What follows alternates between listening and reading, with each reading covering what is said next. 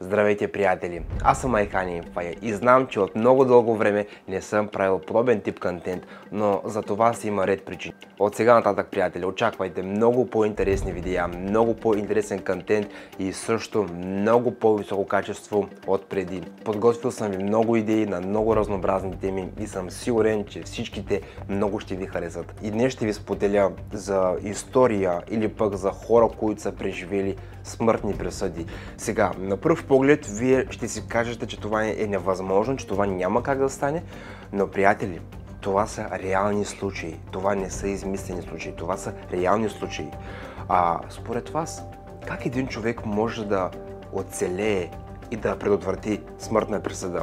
За всичко това ще разберете в това видео. Аз съм Айхани Фая, приятели, и добре дошли в моят YouTube канал.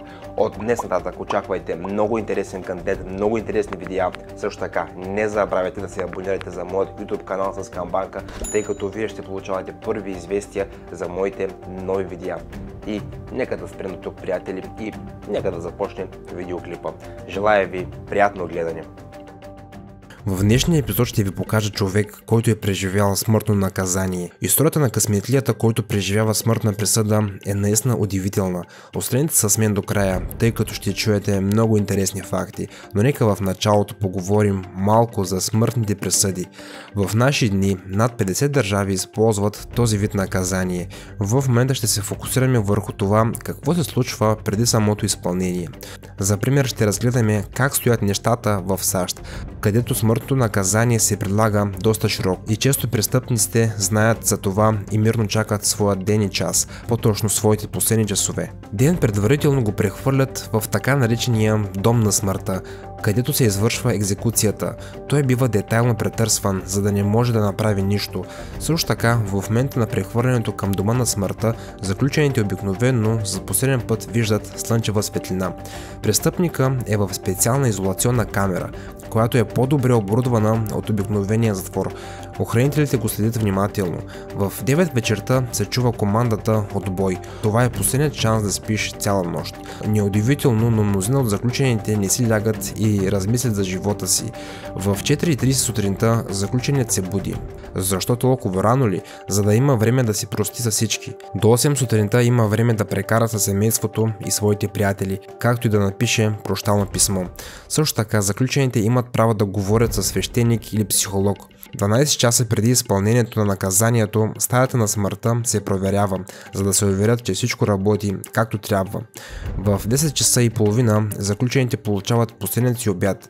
Около 3 човека го поднасят. Ако се планира смъртно наказание на електрически стол, също така му дават и дрехи, в които ще бъде облечен. След това идва време за последният обяд. Заключените имат право да поръчат буквално всичко, което искат в рамките на държавата и затвора. Техните искания трябва да бъдат изпълнени. Те могат да ядат нещата, които не са яли в продължение на години, или могат да поръчат много неща и да ни ядат.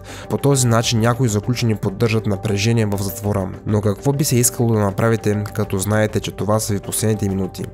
5 часа преди казната, хора, които искат да станат свидетели на изпълнението на смъртното наказание, влизат в стаята. В зависимост от обстановката, това могат да бъдат журналисти, близки или дори непознати. Самата изпълнителна част се извършва вечерта между 6 и 9 часа. Престъпникът излиза от камерата си и отива към стаята на смъртта, където всичко вече е подготвено. Скоро след това престъпника бива довършен. Много от това, което споменах, вероятно е правено и от Вили Френсис, човек, за когото определено ще бъде интересно да научите повече.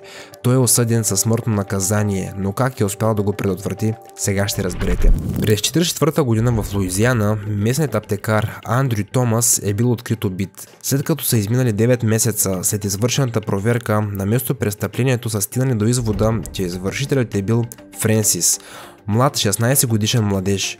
Причината е била, че Томас го е уволнил от работа и Френсис е решил да се отмъсти. Освен това са намерили и улики. Френсис не успява да се отърви от портфела на Томас, който е взел след извършването на престъплението. Френсис бил признат за виновен и е бил осъден със смъртно наказание на електрически стол. Изпълнението трябвало да се състои през май 1946 година. Френсис е бил вързан за стола.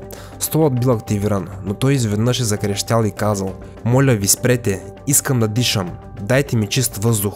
Те са били шокирани и незабавно изключили тока, разкопчали са го и са го върнали обратно в камерата на смъртта.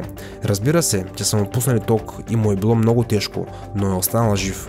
Това е било първият случай в историята, в който човек е преживял смъртно наказание на електрически стол.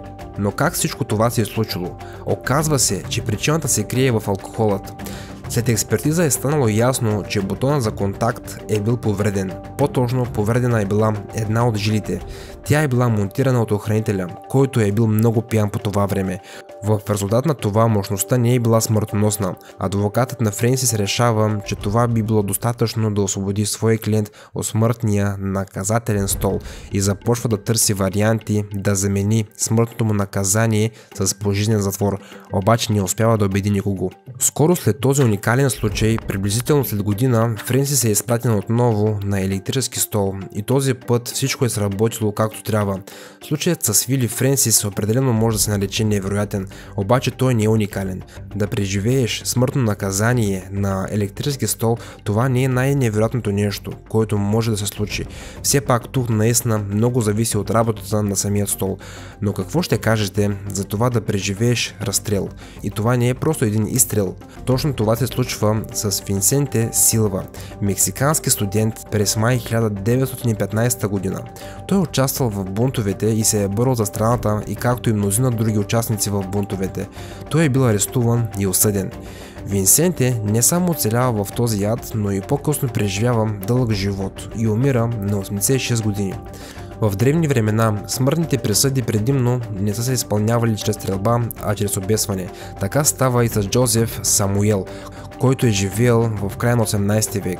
Той и неговата банда били обявени в ограбване на дом на много влиятелна жена и убийството на полицай. Другите членове на бандата, включително лидера им, са били освободени поради недостатъчни доказателства. Обаче жената го е идентифицирала и той е бил осъден на смърт чрез обесване. Изпълнението било извършено заедно с друг престъпник и вторият път също не е бил успешен. Веригата се е скъсала, Самуел е паднал, изпълнителят веднага е носил друга верига и се е опитал отново, но и този път се е провалил. А връвта се е изплъзнала от врата му. Самуел се е докоснал до земята с крака си. Палачът е приготвил трета верига, но разбира се и тя се е скъсала. Самуел е паднал на земята и се е спънал, опитвайки се да избегне приземяването. Но той вече е бил с натъртен крак. Казват, че този, на когото е съдено да бъде обесен, няма как да се избегне. Напротив, дори хората, които са гледали обесването, са започнали да искат да прекратят обесването на Джозеф и да го освободят. Към мястото на изпълнение е пристигнал и местният управител, който е изследвал ситуацията и е променил присъдата на престъпника на пожизнен затвор. Джон Хенри Джордж е изпитал нещо подобно. Няма да влизаме в подробности за неговите престъпления, които са били доста ужасни за това време. През 1880 година екзекуцията му е била гарантирана. Джон е бил изпратен към ешафот, който, ако не сте знаели, това е гилотината, устройство обикновено използвано за екзекуции, но нещо се е объркало в този ден. Джон е трябвало да бъде пуснат през люка, който трябва да се отвори, но той е останал затворен. Палачът натисна ръкохватката, но нищо не се е случило. След това Джон му е попречил да извърши изпълнението. Следващите 20 минути няколко работници са тествали и ръчно са пробвали и всеки път е работило безпроблемно. Казва, че този палач, докато е тествал люка, е паднал в него и се е счупил крака. Този път също не е станало нищо и публиката била раздразнена, тъй като обществените екзекуции са били популярни забавления в този период. Било е решено да се отмести екзекуцията и Джон е бил преместен обратно в затвора. Тази нова присъда на смърт е била считана за безсмислена и неетична и наказанието е било променено на доживотен затвор. Не мислете, че обесванията винаги са били по този начин. Те са били изключени от правото. Повечето обесвания протичали гладко, като било изпълнено както трябва. Това казва Маги Дикс, млада жена, която е живяла през 18 век, която е извършила страшно престъпление. Няма да влизаме в подробности, но важното е, че престъплението е било разкрито и тя е била обявена със смъртно наказание. Това изпълнение е преминало без проблеми. Лекарът е установил смъртта й и тя е била положена в гроба. И тогава нещо невероятно и дори мистично се е случило. Капакът на гроба се е движил и се е чувал звук отвътре. Дикс била жива. Тя е била извлечена незабавно и след час е стояла на краката си и е можела да ходи самостоятелно. Хората вероятно смятали, че това би било достатъчно и затова скоро тя е била освободена от всички обвинения. Макар да се струва, че обесванията са стар метод и вече не се използват, те все още се практикуват в някои държави като Иран, Египет и Южен Судан. Електрическият стол като метод за екзекуцията също се използва, но е по-ограничен и се прилага само в САЩ. Инжекционната екзекуция също се извършва активно в САЩ. Различни страни използват различни методи и каквото се смята за тежко престъпление в една държава може да не бъде в друга. Например, в Китай корумпираните лица биват пощадени, но в ислямските държави се налага смъртно наказание за богохулство. Смъртната присъда все още се използва в много страни, където съществува този вид наказание. За колко от тези истории знаехте и за колко не? Предполагам, че масово случаите ви са непознати. На вас видеоклипа хареса ли ви, приятели? Не ви ли хареса? Какво точно ви хареса и какво точно не ви хареса? Бих се радвал да споделите вашето мнение долу в коментарите, тъй като знаете, отговарям на всеки един коментар. За мен това е удоволствие, приятели. Предполагам, знаете колко е важно абониране с камбанка, тъй като вие сте първите хора, на които YouTube изпраща известия, когато аз кача нов видеоклип. Бъдете от тях, приятели. И преди да си кажем чао, искам да споделя с вас, че това е моят плейлист с всички интересни и качени видеа от мен в YouTube, а това е моят последно качен видеоклип в YouTube. Много интересен, натискайте и се наслаждавайте. Чао, приятели, и до скоро!